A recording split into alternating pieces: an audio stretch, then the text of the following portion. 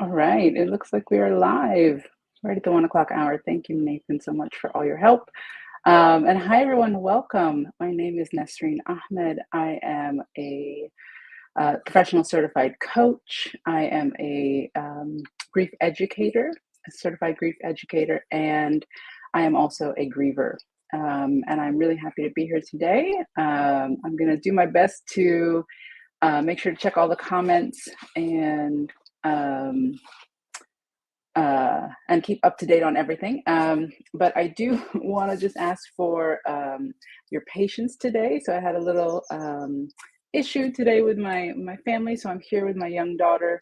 That was not part of the plan, but I'm here with my young daughter, kind of multitasking while she's sitting next to me and having some food right now. So I'm going to do my best. But I was on a webinar earlier this week, and the host said that we all need a little grace right now. So I think I can use a little grace today myself.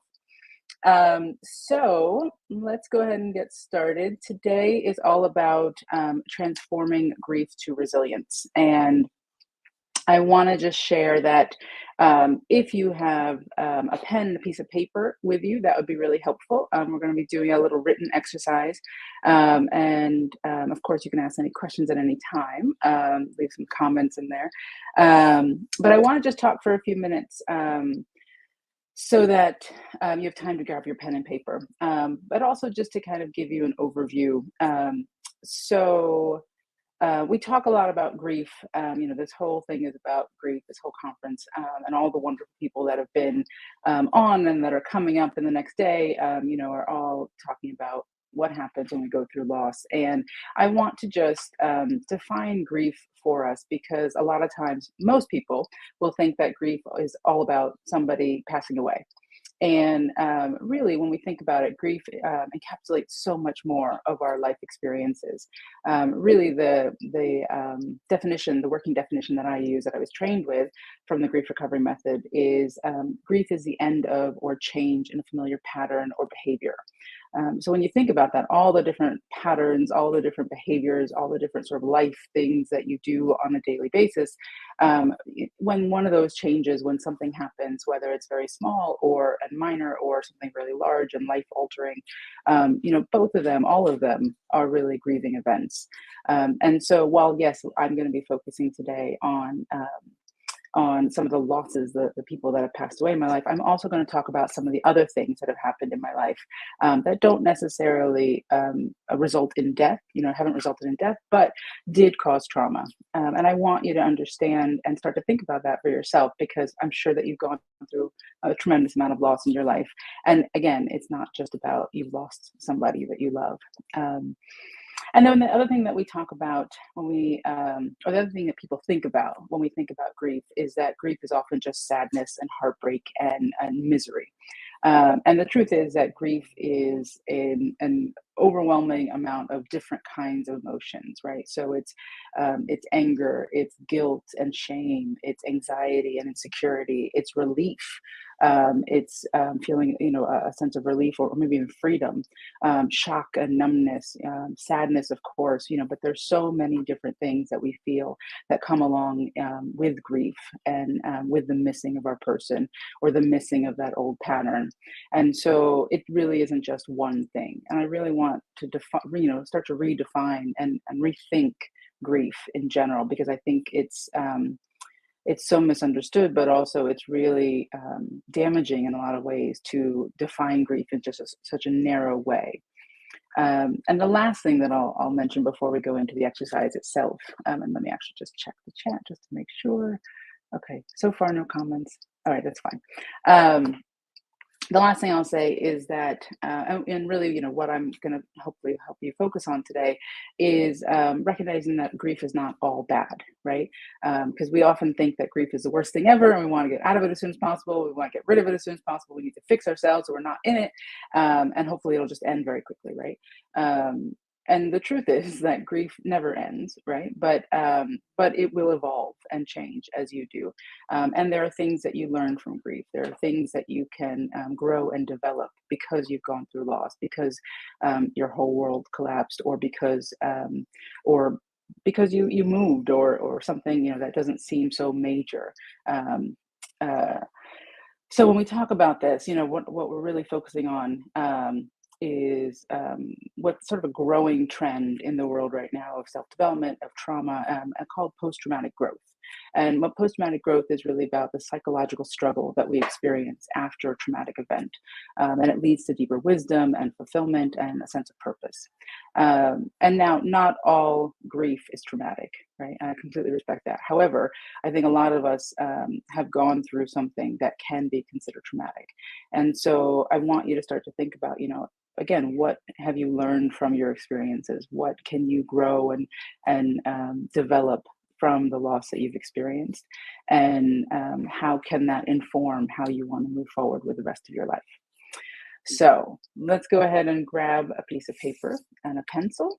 And now I want to just put a little caveat in there that if you are going through, um, uh, you know, let's say acute grief right now, this may not be an exercise that's very valuable to you or may not help you. So I really don't want you to force yourself. Don't push yourself to do anything that's going to take you outside of your comfortable space right now, and allow whatever comes up to come up, but do take care of yourself, right? This is something where you're going to be doing this in the comfort of your own space, but I'm not going to be there, or you may not have other support, so really try to take care of yourself as much as you can. Okay, so the first part of the exercise is I'm going to have you write down the 5 most significant losses you've experienced in your life. So take a few minutes, and you can put them in chronological order or as best you can. So, just maybe the year. Don't even focus on the exact date if you don't know it, or if you don't want to write it. It's totally fine. Just maybe the year, and put them in chronological order. The top 5 things that you've experienced, top 5 most significant losses you've experienced. And just, I'm gonna be quiet for a few minutes and let you guys write.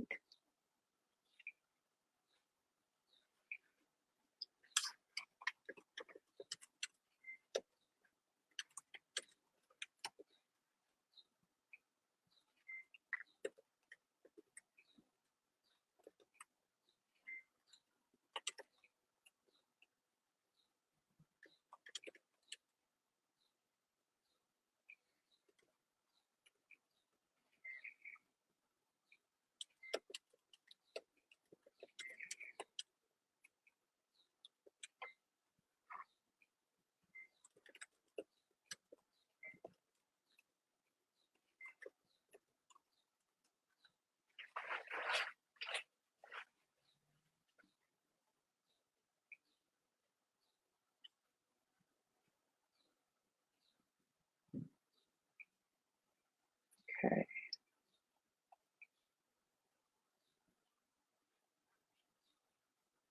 Okay, so take a couple of minutes. If you're just joining us, We are taking a few minutes to write down the top 5 most significant losses that we've been through.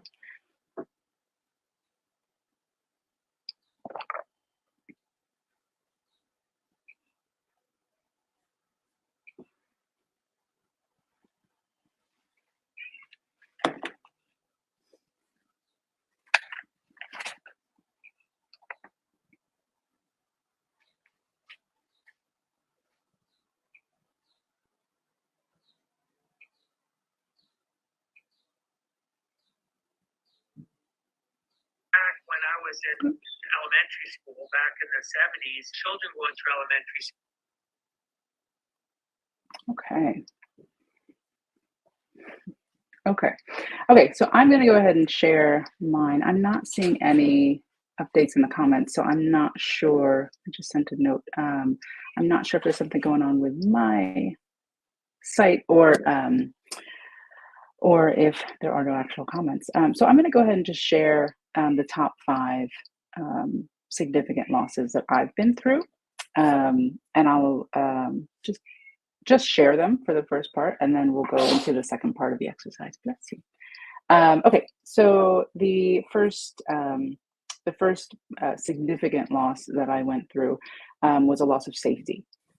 So when I was 12 years old, I was assaulted, and it wasn't anything too extreme. I'm lucky for that.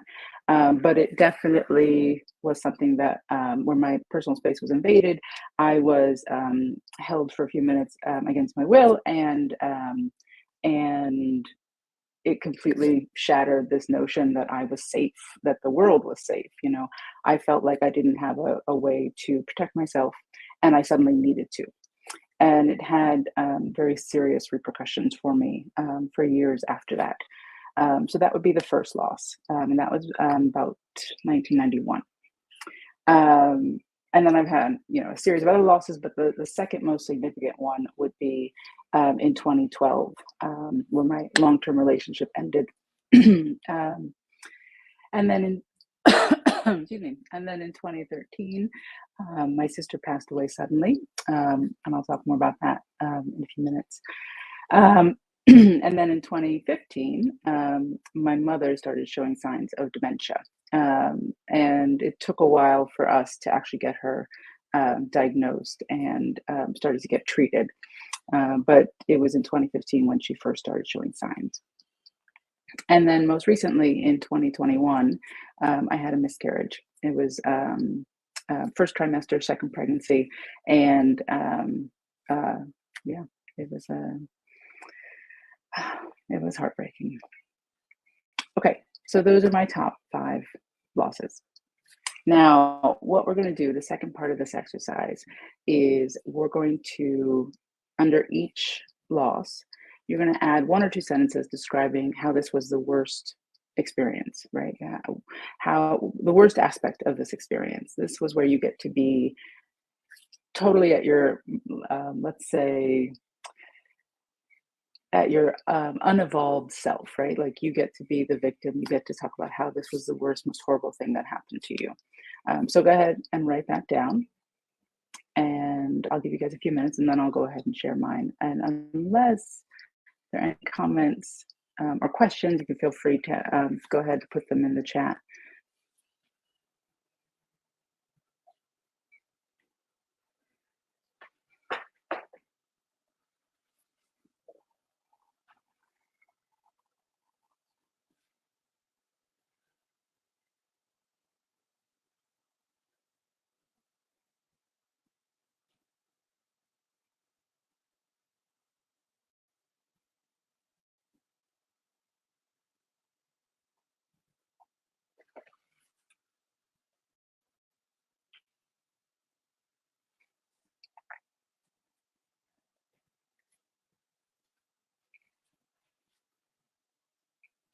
Okay, so take like 1 or 2 more minutes, writing down how each experience was like the worst thing that happened to you.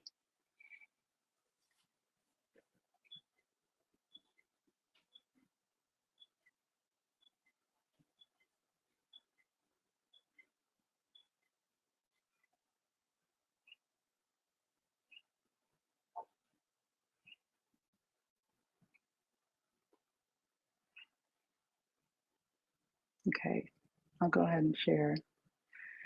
So, um, my first loss in 1991 when I was assaulted, again, kind of completely shattered the sense that the world is safe. And so I spent years um, trying to become invisible and trying to be as hidden as possible. And so, and this was, this happened when I was 12. And so I didn't have any tools or resources. I didn't have any people that I felt like I could talk to.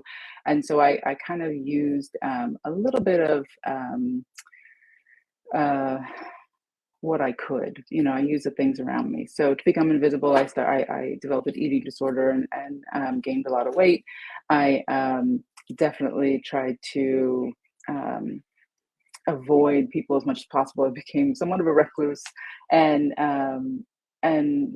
for years, basically, for most of my life, just didn't feel safe. Like I always felt like I have a bit of um, uh, fear and anxiety, like a hypervigilance about the world, and constantly kind of looking for the next threat and what's happening, and how can I protect myself, right? So that was the first loss that I experienced.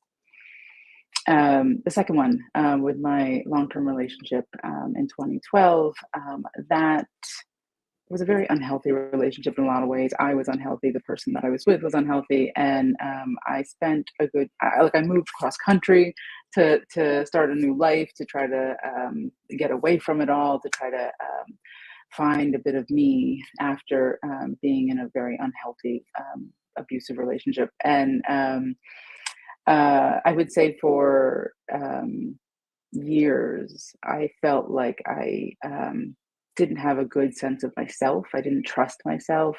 I didn't feel like I could trust myself to be in another relationship because I didn't know what a healthy relationship would look like. And yeah, I felt really insecure about myself. I questioned a lot of things about myself. I really didn't know who I was at that point. And a lot of that was as a result of being in that long-term relationship. So then in 2013, when my sister passed away, this was sort of the catalyst for everything in my life to change. But it was absolutely devastating. None of my all of my immediate family members are still living. So my sister was the only one of us that passed away. And you never think that you're going to outlive your older sister. Like that's just not something that you imagine as a child. And I am now older than she ever was. And it just broke me in a way that I could still get chills and tears come to my eyes. It's so heartbreaking. Thank you, my love. It's still heartbreaking. It's still one of the worst things that's ever happened to me. And I had no idea how to deal with it. I had no idea what I was supposed to do, how to live, how to rebuild, how to pick up the pieces. The shock, the trauma, all of it was just so overwhelming. So that was that. Um, and now, as the next loss would be my mother showing signs of dementia. Now I can tell you now, what, 7 years in, she's in the final stages of dementia. She had a stroke at the beginning of the year, and it's just been heartbreaking to watch her slowly uh, distance, or disappear in a way. Who she was and how she was is so different than where she is today. To see her lose her memory, to see her not really be able to recognize her granddaughter, to continually ask, who my husband is. These are all really difficult things to deal with.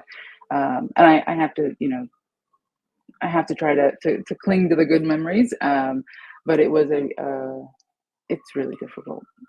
I would say it's just heartbreaking, and it's so difficult to see somebody slowly pass away. And then the last thing is the miscarriage that I had last year. Devastating as well. My husband and I definitely want a second child. We want a sibling for our daughter, and the physical pain as well as the emotional pain was uh, much more than I anticipated. And some ways I'm still processing it. In some ways I'm still grieving. Yeah. Yeah, and I think about so many people who have, so many women who've gone through miscarriages and don't even talk about them, and how hard it is to talk about them, and why our society doesn't want us to talk about them. Um, but yeah, so those are my top five. So thank you, Tony, for your kind comments. If anybody has any questions, please feel free. If you have anything that you would like to share about the losses that you've experienced, kind of racing through this, we have so much time. So I would love if anybody wants to just put in the chat, what you've gone through, what experiences you've had, what losses you've had. And again, this is a moment to be completely untransformed and talk about how awful it is, and be real about how awful it is, because so much of society wants us to cover it up, or just get over it, or just be better. Like, why aren't we better by now? And I really want us to allow ourselves to take this time to just be real and raw, and talk about how awful it is. How old was I when my mother was diagnosed with dementia? I have to do a little math. I was 37 when she was diagnosed.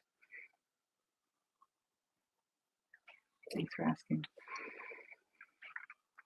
Any other questions? I don't want to move on just quite yet. If anybody has any other questions or comments, again, like, this is your time to also share. I know it's a little different when we're not live and able to talk in person, but I really wanted to bring this exercise. I think it's so powerful, and I hope you guys are getting something from it. So, okay. So the next part of this exercise, if nobody wants to share, the next part is we're going to add a couple more sentences to each loss, and this is going to be about the lessons. I'm not saying that the loss itself has to be something that you're excited about, or it's a positive thing for you. But my guess is that you have learned something from the grief. You have learned something from your loss. Now, this might be a coping mechanism. This might be, you've changed your whole life, but you found a way to move forward with this experience, and you've learned something. You've taken something with you. Now, again, it doesn't have to be positive, but just write down what you've learned from it. And I'm going to give you a couple more minutes. I'm going to be quiet again and check on my daughter, and just let you write.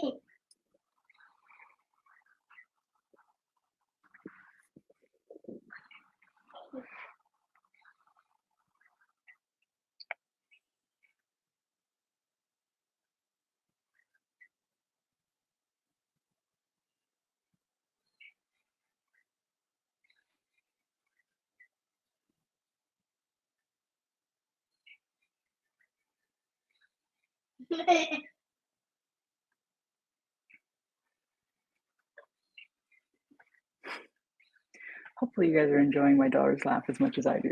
She just is so amazing. What's that? Hey there. Go bay, a cup. That's a cup. Blue. Okay. Okay. So I'm going to go ahead and share the positive things, or the things that I learned from each of my losses. Some of the biggest lessons from being assaulted. First, in my 20s, I started boxing and learning some self-defense techniques. In my 30s, I started learning how to control and express and release my anger, my rage, and frustration. And most recently, in my 40s, I just finished doing some EMDR work, some trauma work around that, and some other trauma that I had in my childhood. And what I really learned is, again, like I am safe in the world, and I can take care of myself in the world, and I can also advocate for people who can't. And so, I'm definitely a big advocate for women's rights and for children as well. And I've learned over the years, again, how to um, take back my own power. In a world that felt unsafe, I learned how to be safe in my own space. With my relationship, the long term relationship, first and foremost, I learned that I was not in a healthy relationship. I spent most of that relationship thinking it was healthy and normal and it was fine. And this is just what relationships were. This was just love, love. This is what love was. And it wasn't until after I left and after I did some healing and after I got into a new relationship that I realized that there is so much more. Uh, to love. There's so much more to a healthy relationship, and a lot more patience and communication and connection and compromise. There's all these different things that go into being in a healthy relationship. But because of my unhealthy relationship, I learned what it means to be in a healthy relationship, and I learned what it means to be a good partner. And I'm still learning that, and still working towards that. But I have to say, my husband is truly amazing, and I feel just absolutely lucky um, and blessed to be with him. In losing my sister, again, that was the most dramatic and awful thing that's ever happened to me. But I learned so much from losing her. I learned the importance of living today. I learned that life can end at any time. It's not guaranteed, and um, we don't know how long we have. And so it's really important to use today. It's really important to make the most of your life and live, really live. It's too easy to go through life thinking we've got time, we'll do it tomorrow, we'll procrastinate. And I really I'm grateful that I don't procrastinate. I'm really grateful that I do try as much as I can to use my day and use my time well. I also, losing my sister is also what launched me into the work that I do now, becoming a coach and then specifically a grief coach. I would never, never have thought of myself working in the world of grief and loss before losing her. And so I really do feel like I found my sense of purpose in the world and the way that I can best help people.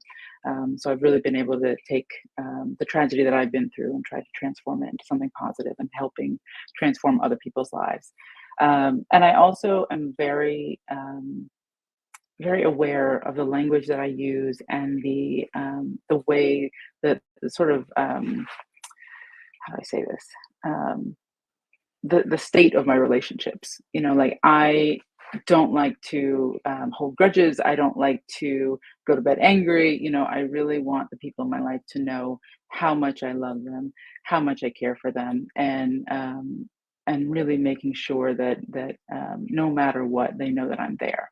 I think that's most important for me. Like I don't ever want to have that same sense of regret or guilt that I didn't say the thing that I wanted to say or I didn't do the thing that I wanted to do with that person in that relationship. So I really do try to make sure that they're always all my relationships are in a good, healthy state. Um, I'm just going to read Tony's comments. I don't procrastinate all the time, but I do have procrastination days. Yeah, well, I think I do too. I mean, let's be honest, right? We're all human, and I think procrastination, a certain level of procrastination, is not unhealthy. I think it's fine, and I think we also have to give ourselves grace. We also have to be kind to ourselves. We also have to recognize that not everything's going to happen immediately today, right now, right? So, having days where you allow yourself to procrastinate, or things that you allow yourself to procrastinate on isn't always a bad thing as long as we can actually get it done at some point, right, Tony? Um, and okay, I'm going to keep moving on. With my mom and her dementia, I have learned a lot of patience and forgiveness, and I would say trying to support my dad as the caregiver. So one of the One of the most difficult things was my dad was having to take care of my mom for most of the past 7 years, and doing as much as I could, and along with my other sister, to support my dad and to help him, and to appreciate all the work and effort that he's had to do and the patience that he's had in taking care of my mom, because it was not been an easy situation for him by any stretch. And actually, I'm later today going to be traveling down to Virginia. Now that my mom is in a nursing facility, we're going to spend the next month. My daughter and I are going to spend the next month in Virginia with my dad, trying to fill the house with a bit of love and happy giggles and a lot of energy, since he's living alone for the first time in 20 some years. Probably more than that. So, trying to be as oh, we're in Virginia, Tony. I'm going to be in Charlottesville, Central Virginia, UVA town. Yeah, I'm going to be spending the month there. I'm grateful that I can work virtually, and grateful that my daughter is so in love with her grandfather. And it's going to be hard to separate from my husband and my life here in New York, but it's worth it, And I'm looking forward to spending that time and trying to support him. Yeah, beep beep. And my last loss. Um, in the miscarriage, I would say I learned I need to slow down. I need to take care of myself. I actually was just talking to somebody recently and talking about how grateful I am that I have a really great couple of doctors now kind of on my side to help me get my health in order and get all that I need to do taken care of, so that I can be as physically and emotionally and mentally and spiritually healthy as I can be. I don't think I was fully or as fully aware when I was pregnant with my first daughter. I don't think I was as fully aware or appreciative of how um, tenuous pregnancy is, and how dangerous it can be. And so having a miscarriage really, really made me see and feel, nothing is guaranteed. And so I treasure my daughter even more now than I did before the miscarriage, and have really, taken the time to slow down, to take care of myself, take care of my body, make sure that I can do everything that I need to do for myself. And believe me, with a 2-year-old, that is not easy. I'm sure any parent out there can appreciate and relate to where I am right now. Dealing with a 2-year-old, it's so easy and often feels necessary to put them first. And so I've developed a practice of how can I also take care of myself? How can I also get what I need in during the day? How can I get the help and support that I need, so that I'm taking the best care of myself, and I am not an empty cup trying to fill my daughter's cup, but I'm actually able to take good care of myself. So, so those are all the parts of this exercise. The last thing that I'm going to ask you all to do is just take a few minutes to reflect on what you've been through. Really start to look at what your losses are, what they've been, um, and start to appreciate, all that you've been through. And think about this. Like, think about this. Look at your list as if it wasn't you, but like maybe it was your best friend, or somebody that you love, that you care about. What would you think of that person? Would you think that they were strong and resilient? Would you judge them and how they felt? Would you judge the way that they went through their losses? Or would you, see, wow, like, look at all they've been through. Like, that's intense. It's a lot. And look, they're still standing. Look, they're still here. They're still moving forward. So I invite you, if you haven't, I invite you to give yourself that same compassion, that same love, the appreciation, that you give your friend, that you give your loved one who's been through so much, and allow, all the things that you are today, the good, the bad, however you define it, allow for all of them and appreciate all of them. Give yourself a lot of credit for the things that you've been through because they are intense, because it is hard, because life will throw so much at us, um, and it is about giving ourselves the time and space to heal, to grieve, to be, to be a puddle on the floor and to slowly learn how to, not even just stand up yet, but even just be on our knees for a while, and then eventually stand and then eventually walk and then eventually start to move forward. So, if you haven't, please do give yourself that grace. Please do give yourself and acknowledge all that you've been through and the fact that you're still here. You're doing great. Um, and let's see.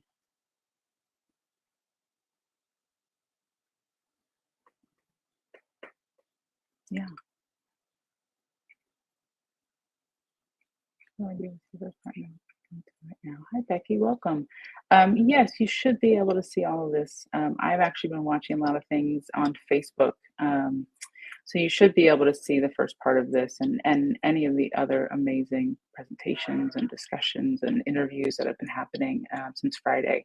We've had so many amazing people on so far, and it's continuing through tomorrow. So you've got plenty of time to watch the rest, but you should be able to see all this.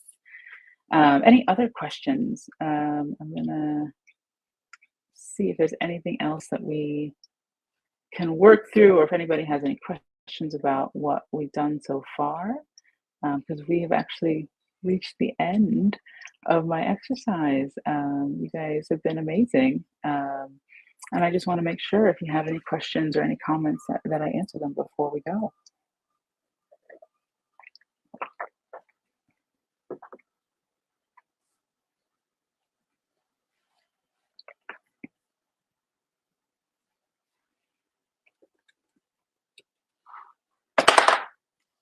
Just going to send a quick little message here.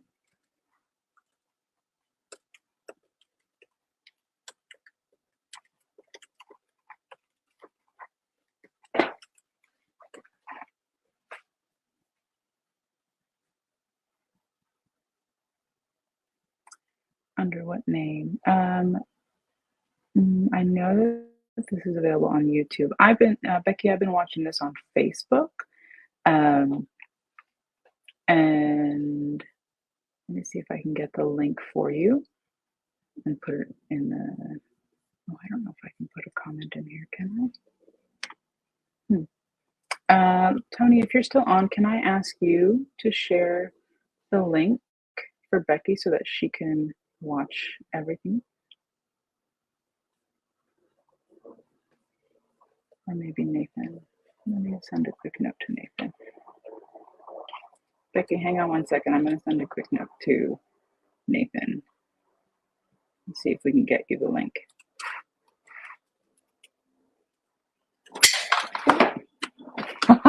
Speaking of grace, hang on one second.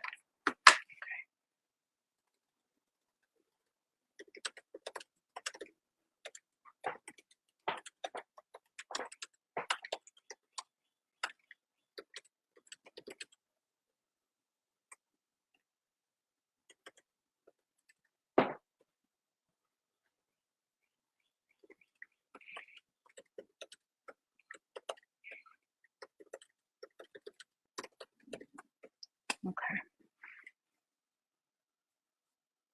Okay. Oh, Nathan's already on it. I didn't have to send that. Okay. You guys are awesome. I do want to just give a quick shout out to Dee and to Tony and to Nathan, who've been, oh my God, working so hard to make this amazing event happen. You guys have been just phenomenal, and I'm so grateful to be a part of it here today. I mean, there's so many wonderful people, so many wonderful professionals who are here to help and doing their best to inform, educate, and really support people going through grief. So thank you again for all the hard work you've done. It's been truly phenomenal to watch all this come together in such a short period of time. And thank you again for having me today. So if there are no other comments or questions, I'm going to go ahead and hop off, but I really do appreciate everybody that's been here today. Appreciate, again, all the hard work. I want to give a shout out to all the other people, all the other um, presenters and speakers here today. It's been wonderful to be able to watch you guys, and just so super inspired by everything that you guys have done.